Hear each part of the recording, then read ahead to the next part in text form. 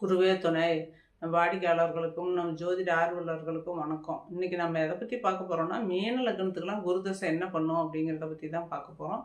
மீன லக்னத்துக்கெல்லாம் குரு பகவான் வந்து லக்னாதிபதியாகவும் வராரு, 10ஆம் அதிபதியாகவும் வராரு, கேந்திராதிபதியாக வராரு. அதாவது லக்னத்துக்கு பார்த்தா லக்னாதிபதி, 10ஆம் இடத்துக்கு பார்த்தா கேந்திராதிபதி அப்படி வராரு. அவர் கேந்திராதிபதி இன்னொரு கேந்திரத்தில் இருக்கக்கூடாது.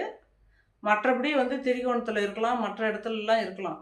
கெடுதல்கள் அதிகமாக செய்யறதுக்கு வாய்ப்புகள் வராது, நல்லாயிருக்கும். அதே வந்து லக்னாதிபதியாக வரும்போது மீன லக்னத்துக்கு வந்து அவர் 5ஆம் இடத்துல உச்சம் அடைவார். அப்படி அடையும் போது அந்த பெருத்த யோகத்தை கொடுப்பார். குரு பகவானுடைய திசை வந்தது அப்படின்னா அவர் வந்து நல்ல யோகத்தை தான் கொடுப்பாரு. என்ன சுகபோகங்கள் ஒரு குழந்தைக்கு என்ன தேவையோ அனைத்தையும் கொடுத்துருவார் குரு பகவான். அதே ஒவ்வொரு வீடுகளிலும் குரு பகவான் இருந்து தசையை நடத்தினார்னா என்ன பலன் நடக்கும் அப்படிங்கிறத பற்றி தான் இப்போ பார்க்க போகிறோம். கீழே லிங்க்கு கொடுத்துருக்குறேன், அதில் போய் பாருங்கள்.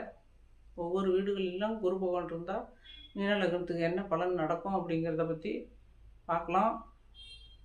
லிங்கில் போய் பாருங்கள். வாழ்த்துக்கள்.